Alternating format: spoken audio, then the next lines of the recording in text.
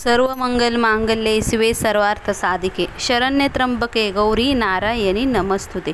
श्री स्वामी समर्थ, श्री गुरुदेव दत्त। आजपासून शारदीय नवरात्र चालू होत आहे। प्रत्येक घरात घट बसवला जात आहे, तर काहींच्या ठिकाणी घट हा बसवत नाहीत। प्रत्येकाला काही ना काही अडचण असते, म्हणून घट हे काही जण बसत नाहीत। तर घटस्थापना जरी आपण करीत नसो तरी आपल्याला एक स्थापन आपल्याला घरामध्ये एक वस्तूची स्थापना ही आपल्याला करायची असते। ती म्हणजे काय, तर मंगल कलश। काही जणांच्या घरात प्रथमपासूनच मंगल कलश हा स्थापन केलेला असतो, परंतु काही जण हे प्रथमच ह्या मंगल कलशाची स्थापना करीत असतात। कोणी नवीन असतं, तर नवीन जणांना कसं कळत नाही ना की कलश कधी स्थापन करायचा, पाणी कुठलं वापरायचं किंवा पानं कुठली घ्यायची, तर नारळाला तळायला तर काय करायचं, हे प्रश्न प्रत्येक जणांच्या मनात हे पडलेले असतात। तर त्याच प्रश्नाचे उत्तर आज आपण पाहूया। तर मंगल कलश काय, तर घरात सर्व मंगल हो अशी त्यांची वाक्य आहे। मंगल म्हणजेच काय, तर घरातील वातावरण मंगलमय व्हावं म्हणून आपण मंगल कलश हे स्थापन करत असतो। मंगल कलशामध्ये ब्रह्मा, विष्णू आणि महेश यांचा वास असतो। नारळ हे शुभतेचं आणि सौभाग्याचं प्रतीक म्हणून ओळखलं जातं। तर आता पहिल्या माळ्यापासूनच आपल्याला मंगल कलश हा स्थापन करायचा असतो। म्हणजे घटस्थापना ज्या दिवशी करतो त्या दिवशी आपल्याला ह्या मंगल कलशाची स्थापना ही करायची असते। मासिक धर्माला असेल, विटाळ सुतक काही जर असेल तर नवरात्रीत तुम्ही हा मंगल कलश कधीही स्थापन करू शकता। जमत नसेल त्यांनी मंगळवारी किंवा शुक्रवारी कोणत्याही महिन्यातल्या तुम्ही मंगल कलशाची स्थापना हे करू शकता। विधवा स्त्रिया ही मंगल कलशाची स्थापना ह्या करू शकतात। नवरात्रीत देवीचं तत्व खूप जागृत असतं, म्हणून तुम्ही कोणत्याही दिवशी मंगल कलशाची स्थापना ही करू शकता।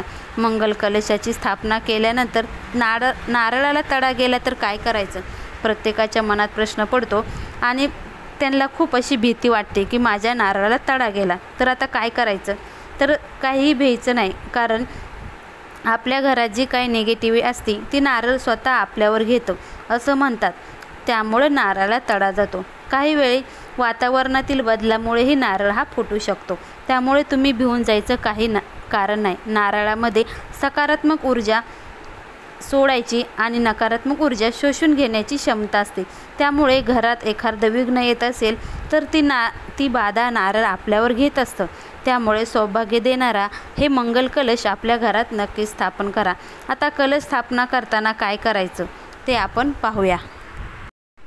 सर्वप्रथम आपल्याला इथं पितळाचा तांब्या लागेल। तुमच्याकडे नसेल तर तुम्ही स्टीलचा घेतला तरीही चालेल, परंतु प्रत्येकाच्या घरात पितळी तांब्या असतोच, किंवा आपण इथं तांब्याचा पण तांब्या तुम्हाला घेतला तरीही चालेल। तर आपल्याला तांब्यावर स्वस्तिक काढायचे आणि 5 उभ्या रेषा मारायच्यात। तुम्ही 5 किंवा 7 उभ्या रेषा हे मारू शकता। उभ्या रेषा मारताना आपल्याला खालून वरती अशा उभ्या रेषा मारून घ्यायच्यात। आपल्याला आता ह्या उभ्या रेषा मारून घेतल्यानंतर आपल्याला उभ्या रेषा का मारतात हे आपण नंतर तुम्हाला मी सांगणारच आहे। तर उभ्या रेषा मारून घ्यायच्यात, स्वस्तिक काढायचे आणि हे आपल्याला स्वस्तिक आणि कुंकवाने काढायचे। कुंकवामध्ये तुम्ही थोडे हळद हे मिक्स नक्कीच करा। आता तांब्या हा आपल्याला स्वच्छ पाण्याने भरून घ्यायचा आहे। स्वच्छ पाण्याने भरून घेतल्यानंतर त्यातमध्ये आपल्याला 1 रुपया, सुपारी आणि फूल टाकून घ्यायचे। हे टाकल्यानंतर आपल्याला तांब्यामध्ये अक्षता टाकून घ्यायच्यात। अक्षता टाकल्यानंतर आपल्याला हळदी कुंकू हे तांब्यामध्ये आपल्याला म्हणजे टाकून घ्यायचे। म्हणजे आपल्याला इथं तांब्यामध्ये पंचोपचारे असेही सेवा हे आपल्याला इथं करून घ्यायची आहे। मी स्टीलची प्लेट घेतली आहे, त्याच्यामध्ये तांदूळ घेतले। तांदूळ तुम्ही स्वस्तिक काढलं तरीही चालेल, नाहीतर असंच ठेवलं तरीही चालेल।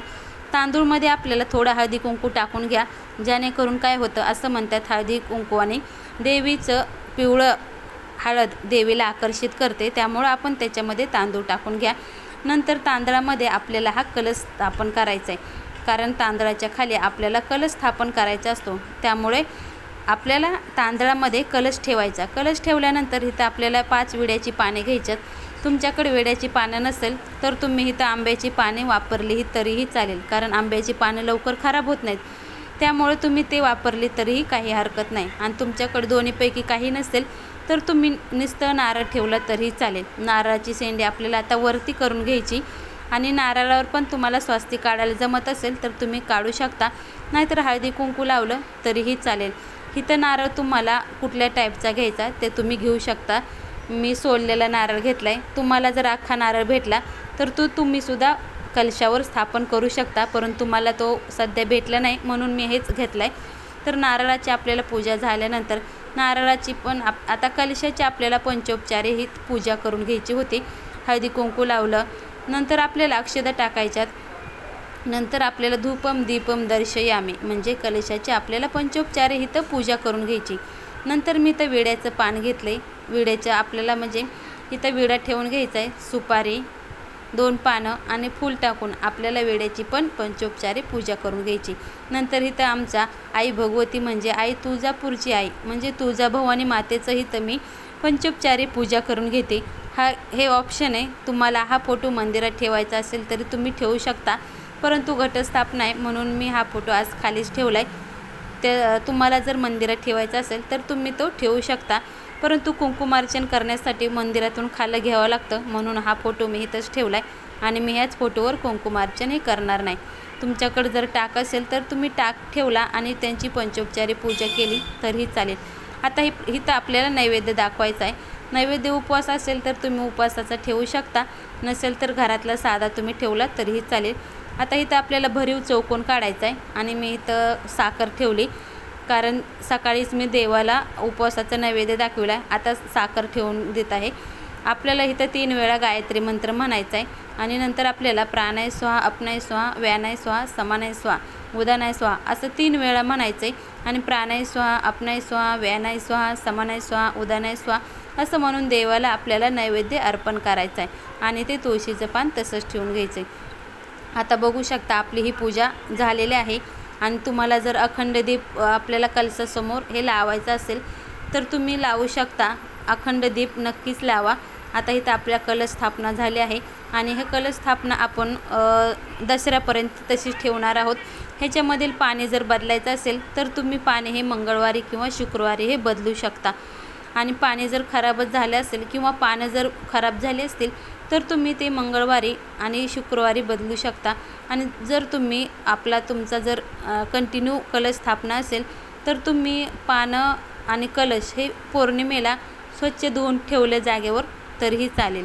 ही आम्ही आमच्या घरी मंगल कलश स्थापना ही केली होती. तुम्हीही तुमच्या घरी मंगल कलशाची स्थापना करा, जेणेकरून आपल्या घरातील वातावरण हे पॉझिटिव्ह होईल आणि आपल्या घरी आई भगवतीचा कृपा आशीर्वाद नक्की राहील. त्यामुळे आई भगवतीची तुम्ही या नवरात्रीत खूप अशी सेवा करा. दुर्गा सप्तशतीचं ग्रंथाचं वाचन करा, श्रीसूक्ताचं पठण करा. तुम्हाला जर वेळ नसेल तर तुम्ही सिद्धकुंचिका स्रोताचंही पठण करायला विसरू नका. तर अशीही करा आई भगवतीची सेवा. श्री स्वामी समर्थ. श्री गुरुदेव दत्त.